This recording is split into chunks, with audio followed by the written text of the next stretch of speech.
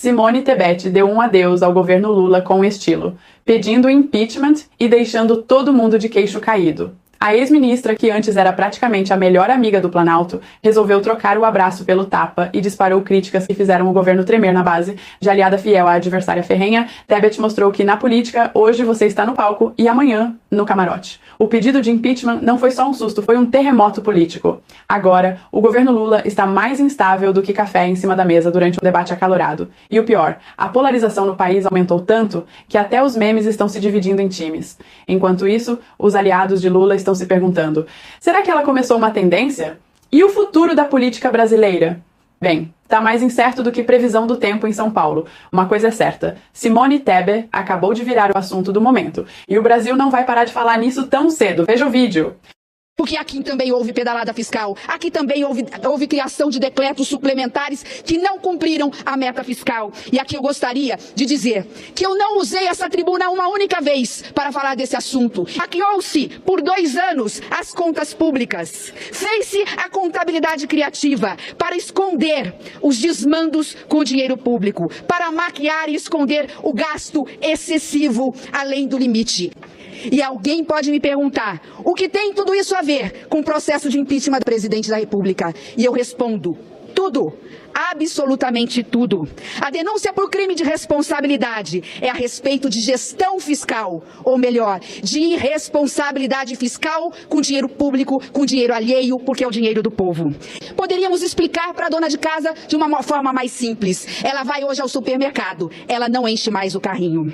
O Brasil hoje vive esta paralisia social. Os programas sociais dos mais diversos foram atingidos. ProUni, FIES, Pronatec, Ciências Sem Fronteiras, isso apenas para ficar nos investimentos ligados à educação. Eu venho esta tribuna hoje e ocupo esta tribuna hoje com a consciência da responsabilidade que pesa sobre os meus ombros. Com a consciência da responsabilidade que pesa sobre os ombros de cada um dos senhores e das senhoras. E por isso mesmo, ocupo esta tribuna com a coragem e com o equilíbrio que o momento exige. Porque não há como exagerar a gravidade da situação brasileira. Vivemos um dos mais difíceis, talvez até perigosos e sensíveis momentos da história deste país. O Brasil, senhoras e senhores, não está parando. O Brasil está parado. Vivemos numa paralisia econômica. O PIB, por 2 anos consecutivos negativo, fechará este ano em menos 3,8%. A inflação em novembro do ano passado fechou em 10% no acumulado dos últimos 12 meses. O significado de tudo isso foi uma taxa de desemprego recorde passando os 10%. São mais de 11 milhões de brasileiros na fila do desemprego. Poderíamos continuar com a taxa de juros, uma das maiores do mundo, na ordem de 14,25%, que desanima qualquer um a investir no país.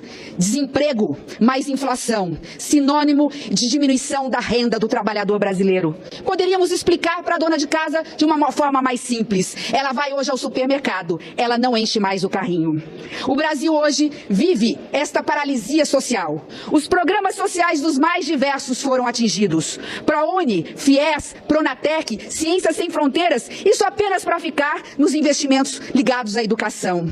Mas há algo que me preocupa mais, que é o pior de todos os mundos num regime democrático, que é o que a sociologia chama de anomia social. Chama a atenção ao que está acontecendo no país hoje. Vivemos um estado de anomia social, que é onde e quando as pessoas não mais acreditam nos seus homens públicos. Mas isso é fácil, a eleição é periódica e resolve o problema. Mais grave que isso é quando as pessoas, os cidadãos, não mais acreditam em suas instituições. Tão grave quanto o que vimos hoje e vemos é a ingerência de poderes. Um poder voluntariamente, às vezes de boa fé, mas às vezes de má fé, tentando ingerir e atropelar o outro, como recentemente aconteceu por um ato unilateral do presidente da Câmara, querendo ditar regras para o Senado e para a democracia brasileira. E alguém pode me perguntar, o que tem tudo isso a ver com o processo de impeachment da presidente da República? E eu respondo, tudo. tudo. Absolutamente tudo. A denúncia por crime de responsabilidade é a respeito de gestão fiscal, ou melhor, de irresponsabilidade fiscal com dinheiro público, com dinheiro alheio, porque é o dinheiro do povo. Infelizmente, nós não poderemos analisar no juízo de julgamento para aí fazer uma conexão com o que eu chamo de fraude fiscal. Maquiou-se por 2 anos as contas públicas. Fez-se a contabilidade criativa para esconder os desmandos com o dinheiro público, para maquiar e esconder o gasto excessivo além do limite. É como se o governo tivesse, além de gasto, o dinheiro que vem do tributo e do imposto do povo brasileiro.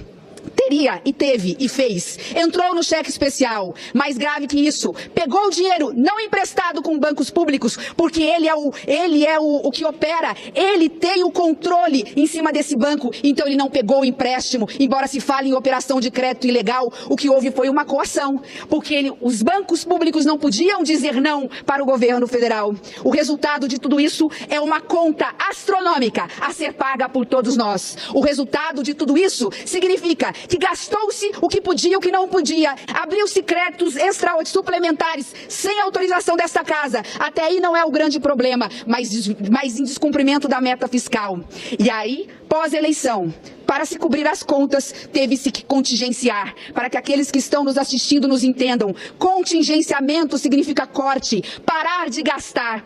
Isso é bom. Infelizmente, o corte veio do lado errado. Tinha que se contingenciar naquilo que se gasta errado, cortando-se ministérios, cargos públicos, aluguéis milionários de prédios que hoje são utilizados para as repartições públicas. Contingenciou-se como está se contingenciando na realização de obras públicas, dos serviços públicos mais essenciais, como saúde, educação, segurança, moradia, enfim. É disso que nós estamos tratando, porque aqui também houve pedalada fiscal, aqui também houve criação de decretos suplementares que não cumpriram a meta fiscal. E aqui eu gostaria de dizer que eu não usei essa tribuna uma única vez para falar desse assunto, porque nós não temos o poder soberano acima da Constituição de aprovar leis aqui para retroagir e cobrir desmandos ou nulidades absolutas realizados por governo, seja ele qual for.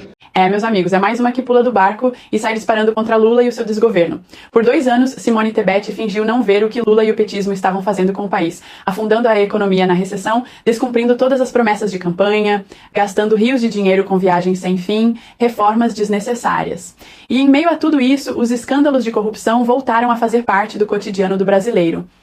Me conta aqui nos comentários como você vê esse desmonte do governo Lula, com seus principais ministros pulando fora e atacando o presidente e seu entorno de todas as formas.